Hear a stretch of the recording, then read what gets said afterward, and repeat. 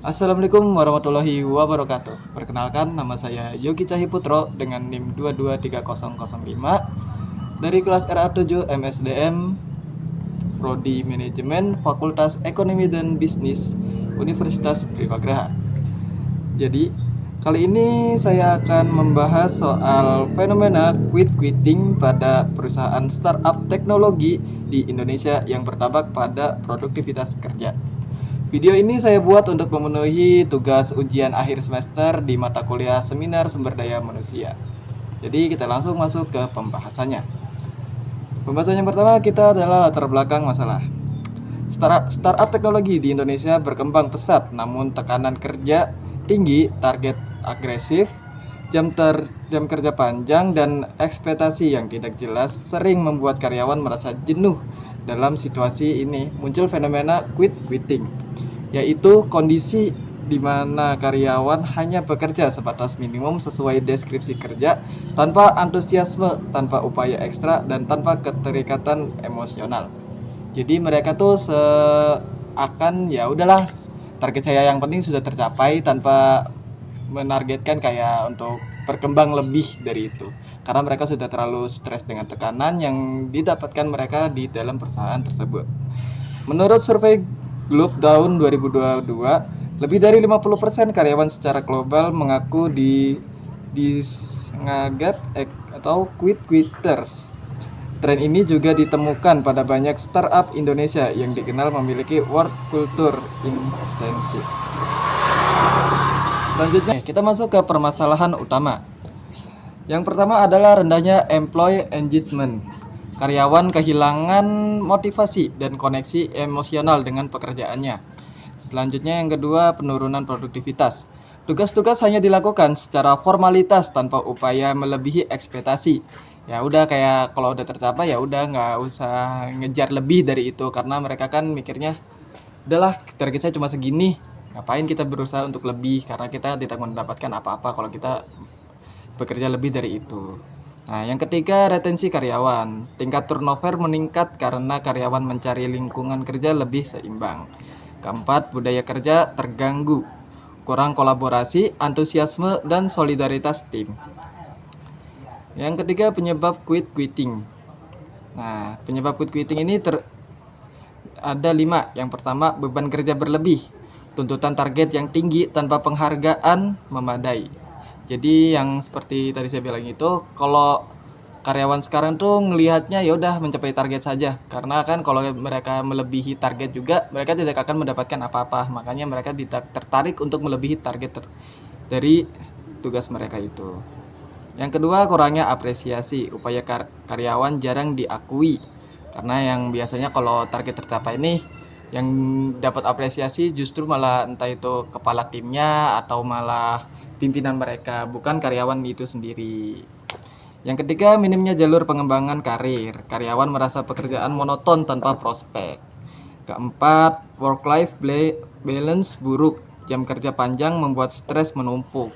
Jadi kalau mereka tuh karena keseringan kerja di waktu yang panjang, akhirnya kayak stres lah di pikiran mereka, karena tiap jamnya harus kerja.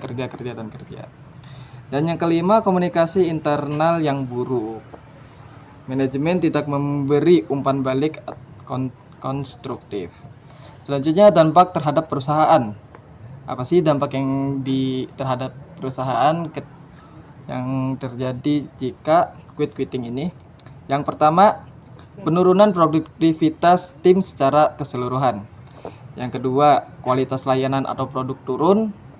Yang ketiga, hilangnya inovasi kerja, karyawan enggan berkontribusi lebih. Yang keempat, biaya tinggi untuk rekrutmen baru akibat turnover. Selanjutnya, solusi berdasarkan teori MSDM. Yang pertama, teori 2 faktor Herzberg. Yang itu faktor memotivator perlu diperkuat, pengakuan, tanggung jawab, dan pertumbuhan. Faktor Hagen juga harus diperhatikan, kompensasi adil kondisi kerja. Nah, yang kedua, employee engagement. Yang pertama, pastikan karyawan tahu harapan kerja. Yang kedua, berikan penghargaan rutin. Ketiga, ciptakan peluang pengembangan. Yang keempat, dorong hubungan sosial positif. Selanjutnya, teori keadilan Adams. Karyawan membandingkan input dan output mereka jika merasa tidak adil. Disagreement terjadi. Rekomendasi strateginya, yang pertama, program apresiasi karyawan. Penghargaan rutin berbasis kinerja, non materi ataupun materi. Jadi kita harus memberikan apresiasi ke setiap karyawan yang bisa melebihi target yang sudah ditentukan oleh perusahaan agar mereka lebih tersemangat dan menjadi motivasi bagi karyawan yang lain juga yang belum mencapai target. Biar karyawan yang belum mencapai target nih bisa semangat karena melihat temannya yang sudah mencapai target ini mendapatkan apresiasi dari perusahaan. Yang kedua, pengembangan karir.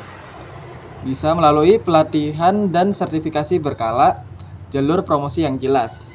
Nah, jadi pengembangan karir dari setiap karyawan juga harus diperhatikan. Jangan ya karena mereka hanya karyawan biasa kayak dibiarkan saja. Tapi berikan juga seperti pelatihan rutin ataupun apresiasi yang tadi sudah saya bilang sebelumnya. Dan juga harus diperhatikan seperti kayak emosional mereka seperti apa dan kondisi mereka juga sedang seperti apa. Selanjutnya, fleksibilitas kerja. Jam kerja fleksibel dan ops hybrid. Jam kerjanya tuh harus fleksibel dan jangan terlalu menekankan banget. Jadi di setiap jam kerja itu harus diberi skat waktu untuk beristirahat mereka agar mereka tidak jenuh dengan pekerjaan terus-menerus. Kurang bagus. Yang keempat, komunikasi terbuka. Sensasi one and one dengan atasan, survei kepuasan berkala. Yang kelima, well-being program, konseling dan aktivitas kesehatan mental. Oke. Jadi, quitting adalah responsif terhadap ketidakpuasan kerja jika dibiarkan produktivitas perusahaan turun drastis. Untuk itu, perusahaan startup teknologi Indonesia harus membangun budaya apresiasi, pengembangan karir, dan keseimbangan kerja yang lebih sehat. Nah, jadi sekian yang dapat saya jelaskan dan paparkan. Mungkin masih banyak yang belum saya paparkan dengan jelas. Kurang lebihnya mohon maaf. Wassalamualaikum warahmatullahi wabarakatuh.